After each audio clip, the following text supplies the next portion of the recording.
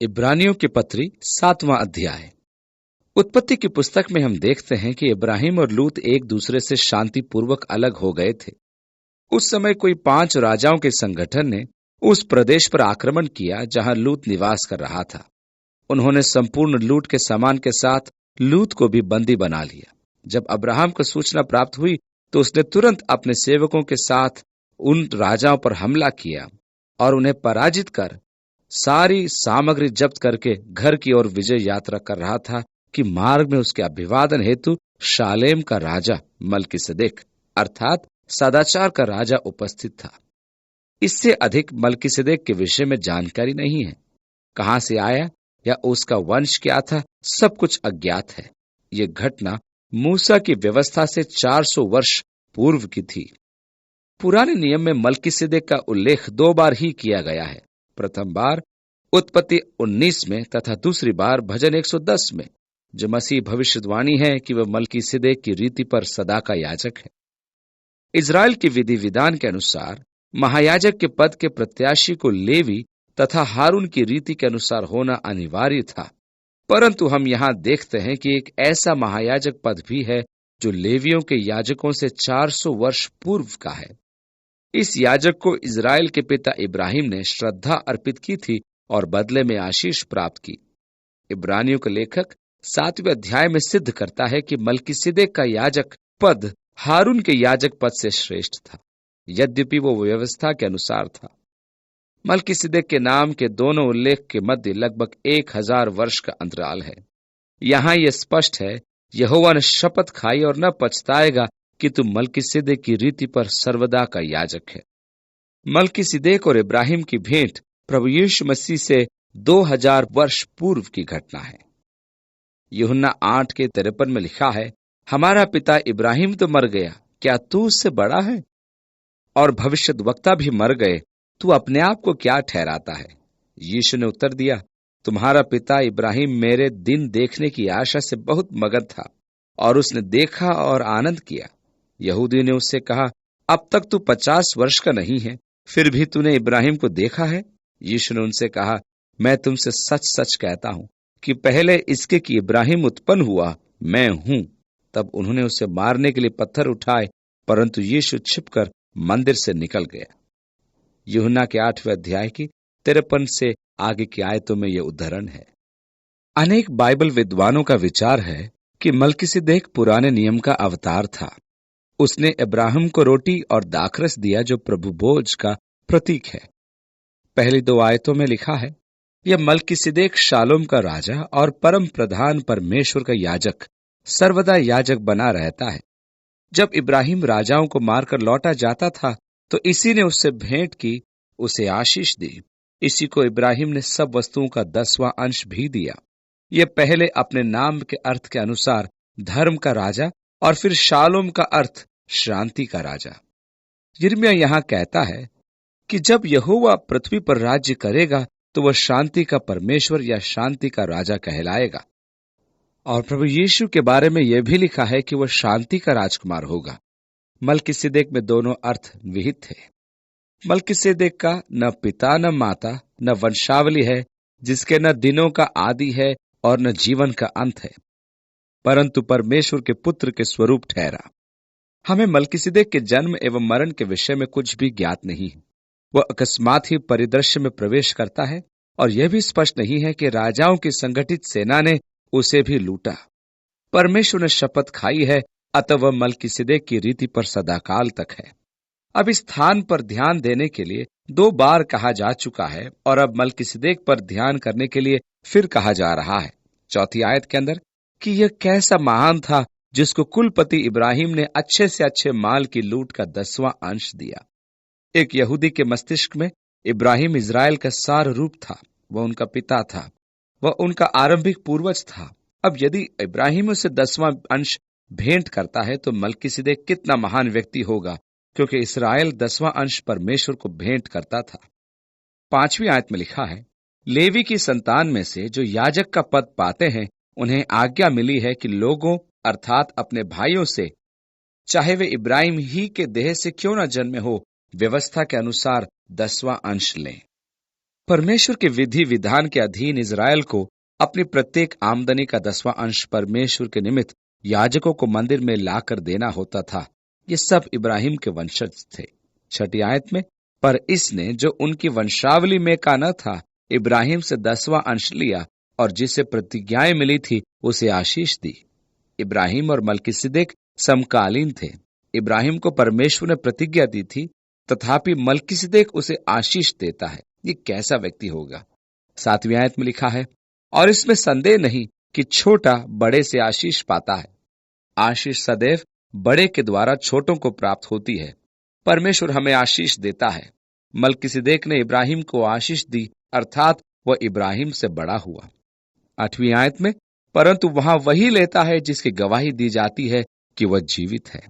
इसका अर्थ यह हुआ कि मलकीसिदक आज तक जीवित है।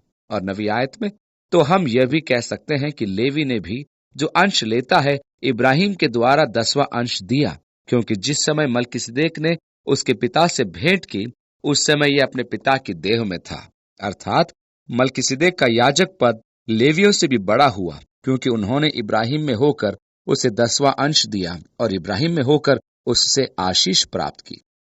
तब यदि लेवीय याजक पद के द्वारा सिद्धि हो सकते हैं, जिसके सहारे से लोगों को व्यवस्था मिली थी, तो फिर क्या आवश्यकता थी कि दूसरा याजक मलकीसिदक रीति पर खड़ा हो और हारून के रीति का न कहलाए?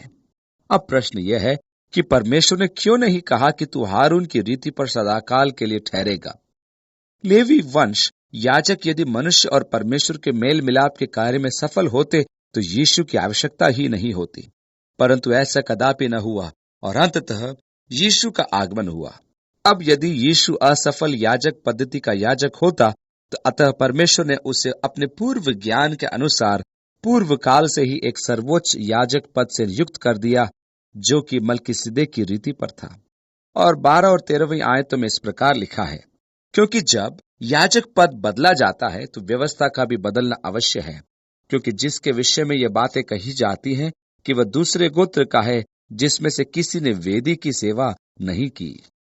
व्यवस्था की पुस्तक में याजक को लेवी वंश का होना अनिवार्य था। यदि यीशु मलकीसिदक की रीति पर याजक नियुक्त किया गया है, तो या तो व्यवस्था का उल्लंघन हुआ या व्यवस्था में परिवर्तन हुआ, क्योंकि दोनों ही लेवी वंश के नहीं थे। यीशु यहूदा के वंश का था, परंतु यह परमेश्वर की शपथ थी। अतः यीशु का याजक नियुक्त किया जाना परमेश्वर प्रदत्त व्यवस्था के उल्लंघन की अपेक्षा संशोधन था। उनके सर्वसम्मानित राजा दाऊद ने दर्शन द्वारा यह भविष्यवाणी की थी, और जब मलकीसिदक के समान एक और ऐसा याजक उत्पन्न होने वाला था। भजन 110 स्पष्ट करता है कि सिद्ध याजक उत्पन्न होगा और वह मलकीसिदक की रीति पर होगा, जो शारीरिक आज्ञा की व्यवस्था के अनुसार नहीं पर अविनाशी जीवन की सामर्थ्य के अनुसार नियुक्त हों। तो हमारा दावा और भी स्पष्ट से आधारित है, क्योंकि उसके विषय में गवाही दी गई है कि तू मलकीसिदक की रीति पर युगानुयुग याजक है। निदान पहली आज्ञा निर्बल और निष्फल होने के कारण लोप हो गई। याजक पद्धति में परिवर्तन आ जाने से व्यवस्था का निराकरण हो गया।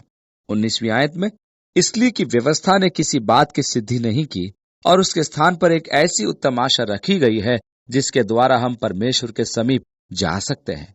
पौलुस ने रोम की कलीसिया को लिखा, क्योंकि व्यवस्था के कामों से कोई प्राणी उसके सामने धर्मी नहीं ठहरेगा। व्यवस्था परमेश्वर के मापदंड को दर्शाते हुए मनुष्य को उसकी दुर्बलता तथा पाप का बोध कराती है, न कि उद्धार प्राप्त कराती है। इस प्रकार मनुष्य मृत्यु के दंड का भागी बना रहता है, जो एक श्राप ही है। गलातियों के पत्र इसके 3 अध्याय की 10वीं आयत में लिखा है, सो जितने लोग व्यवस्था के कामों पर भरोसा रखते हैं वे सब श्राप के अधीन हैं, क्योंकि लिखा है कि जो कोई व्यवस्था की पुस्तक में लिखी गई बातों के करने में स्थिर नहीं रहता वह श्रापित है। व्यवस्था हमें न्यायोचित ठहराने की अपेक्षा अपराधी ठहराती है। व्यवस्था हमें हमारे अपराधों को पहचानने में सहायता करती है, उनकी क्षमा के लिए बलि का विवरण देती है, परंतु युक्ति का मार्ग नहीं दर्शाती। व्यवस्था जो आशीष के लिए दी गई थी, अनुचित अर्थ निर्धारण के कारण श्राप बन गई थी। संयुक्त राज्य अमेरिका के संविधान में आज धर्म संबंधित कानूनों की व्याख्या करने में अत्यधिक कठिनाई का सामना करना पड़ता है। सर्वोच्च न्यायालय ने उसका अर्थ निर्धारण किया है कि नागरिक को धर्म से स्वतंत्रता है, न कि उसे धर्म की स्वतंत्रता प्राप्त है। रुचिकर विषय तो यह है कि स्कूलों में शिक्षक विद्यार्थियों को हिंदू धर्म या बौद्ध धर्म के बारे में शिक्षा दे सकते हैं, परंतु यदि उन्हें मसीही साहित्य पढ़ने का अभ्यास दिया जाए तो बहुत लोग नाराज हो जाते हैं। यीशु के युग में मूसा की व्यवस्था को भौतिक रीति से समझा जाता था, न कि आत्मिक रीति से। उसका अर्थ निर्धारण होता था। इसी कारण यीशु ने कहा कि वे ऊंट को निगल जाते हैं, परंतु यदि कोई एक गलत नाच कर ले तो उसके पीछे बड़ा उत्पात मच जाता है। उन्होंने व्यवस्था को असहनीय बोझ बना दिया था। वस्तु स्थिति तो यह थी कि वे व्यवस्था में निहित आत्मा का प्रतिदिन उल्लंघन करते थे। यही कारण था कि यीशु ने पहाड़ी उपदेशों में कहा, यदि तुम्हारी धार्मिकता शास्त्रियों और फरीसियों की धार्मिकता से बढ़कर न हो तो तुम स्वर्ग के राज्य में कभी प्रवेश करने न पाओगे।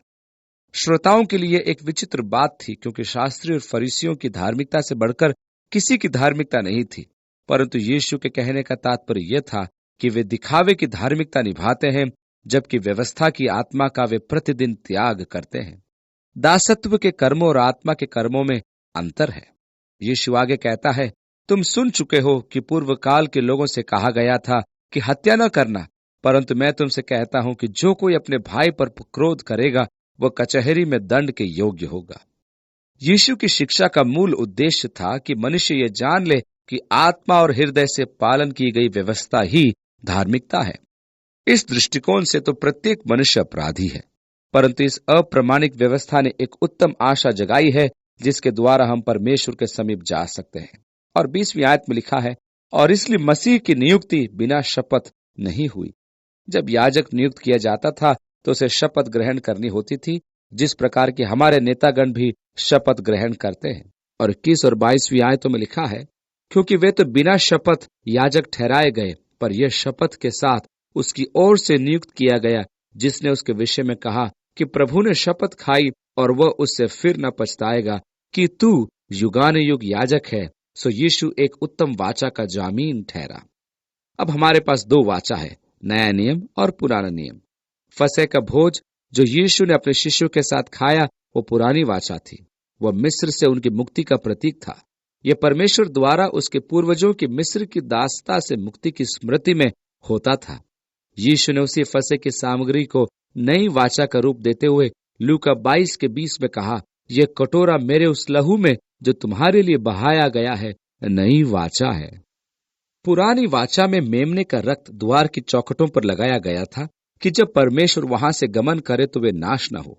नई वाचा में यीशु का रक्त हमें नाश होने से सुरक्षित रखता है और हम मृत्यु से उबारे जाकर जीवन में प्रवेश करते हैं। यीशु ने कहा कि वह जो उसमें विश्वास करके जीवित रहता है वो कभी नहीं मरेगा, केवल उसका रूप परिवर्तन होगा। ये विनाशी देह अविनाशी रूप धारण कर लेगी, नश्वरता अनश्वरता को धारण करेगी। मैं अपने जीर्ण मंडप से निकलकर नई वाचा में प्रवेश करूंगा। अतः परमेश्वर के शपथ खाने से यीशु ने एक उत्तम वाचा को सुनिश्चित किया है। 23वीं आयत में वे तो बहुत से याजक बनते आए।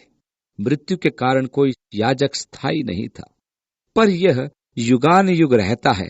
इस कारण उसका याजक पद अटल है। इसलिए जो उसके द्वारा परमेश्वर के पास आते हैं वह उनका पूरा पूरा उद्धार कर सकता है, क्योंकि वह उनके लिए विनती करने को सर्वदा जीवित है। याजक नियुक्त करने का उद्देश्य था मध्यस्थता, क्योंकि मनुष्य परमेश्वर के समक्ष उपस्थित नहीं हो सकता था। अय्यूब के वृत्तांत में पढ़ने को मिलता है कि उसके दोस्तों ने उसके दुख एवं संकट को देखकर यह निष्कर्ष निकाला कि वह अज्ञात पापी है और उसे परमेश्वर से अपने संबंध उचित बनाना आवश्यक है। उसके मित्रों में से एक ने कहा कि यदि परमेश्वर के समक्ष औचित्य प्राप्त कर ले तो सब कुछ तेरे लिए ठीक हो जाएगा। अय्यूब ने उत्तर दिया कि आकाश मंडल को देखकर वह परमेश्वर की महानता का आभास करता है। वह किस प्रकार इतने महान परमेश्वर के समक्ष अपना वादा प्रस्तुत करता है कि वह नगण्य है। परमेश्वर अनंत है और मनुष्य सीमित है, तो ये खाई कौन पाटेगा। प्रत्येक धर्म की यही दुर्बलता है, परंतु यहाँ आकर मसीह धर्म भिन्न है। यहाँ मनुष्य अनंत परमेश्वर तक पहुंचने के असंभव कार्य के नहीं, वरन अनंत परमेश्वर मनुष्य तक पहुंचकर उसको प्रमाण देता और कहता है, परमेश्वर ने जगत से ऐसा प्रेम रखा कि अपना एकलौता पुत्र दे दिया। अय्यूब के मित्र ने उचित ही कहा था कि कौन है जो परमेश्वर को खोज कर पा सकता है? कोई भी नहीं, क्योंकि परमेश्वर असीमित है और मनुष्य सीमित। अय्यूब की मध्यस्थता के लिए पुकार का उत्तर पौलुस पहले तीमुथियुस के 2 अध्याय की 5वीं आयत में कहता है, एक परमेश्वर और परमेश्वर तथा मनुष्य के बीच एक ही मध्यस्थ है, अर्थात मसीह यीशु जो मनुष्य है। वह दोनों पर हाथ रख सकता है। परमेश्वर से एक होने के कारण वह संयुक्त है और निर्बल मानव देह धारण करने के कारण वो मनुष्य से संयुक्त है। याजक पद स्थापित करने का उद्देश्य था कि पापी मनुष्य के पक्ष में परमेश्वर से मध्यस्थता करे, परंतु वह स्वयं पापी था। अतः इस उत्तरदायित्व की पूर्ति से पूर्व उसे स्वयं के पापों के लिए बलि अर्पित करना होता था। तत्पश्चात वो मनुष्य के समक्ष चला गया तो उसका नाश होना निश्चित था। पुराने नियम में याजक नियुक्त करने का यही एक उद्देश्य था। अब चूंकि यीशु हमारा महायाजक है, वह हमें उद्धार प्रदान कर सकता है, जिसका प्रावधान व्यवस्था में नहीं था, क्योंकि वहां केवल नियम पालन तथा निर्देशनों का पालन था। यीशु हमें पराकाष्ठा तक उद्धार प्रदान कर सकता है और यह उद्धार सबके लिए है। यीशु ने स्वयं यूहन्ना 6:37 में कहा, जो कोई मेरे पास आएगा उसे मैं कभी न निकालूंगा। अतः उद्धार का मार्ग है परमेश्वर के समक्ष यीशु के पास उपस्थित होना। कोई भी मनुष्य यीशु के बिना परमेश्वर के पास नहीं जा सकता, क्योंकि यीशु ही मार्ग और सत्य और जीवन है। यीशु आज परमेश्वर के दाहिने उपस्थित हमारी मध्यस्थता हेतु तत्पर है। वह हमारा परित्याग नहीं करता। यीशु ने निकोदेमुस से कहा, परमेश्वर ने अपने पुत्र को जगत में इसलिए नहीं भेजा कि जगत पर दंड की आज्ञा दे, परंतु इसलिए कि जगत उसके द्वारा उद्धार पाए। जो उस पर विश्वास करता है उस पर दंड की आज्ञा नहीं होती। जब व्यभिचार में पकड़ी गई स्त्री को यीशु के पास लाया गया तो उसने कहा कि जो निष्पाप हो सर्वप्रथम पत्थर मारे, और झुककर मनुष्यों के पापों को नाम से लिखने लगा। यीशु की लिखवाई में अपने चेहरों को देखते हुए वे सब चुपचाप चले गए। जब यीशु खड़ा हुआ तो वहां उस स्त्री के अतिरिक्त कोई नहीं था। यीशु ने यूहन्ना 8:11 में उससे कहा, मैं भी तुझे दंड का भागी नहीं मानता, जा अब पाप मत करना।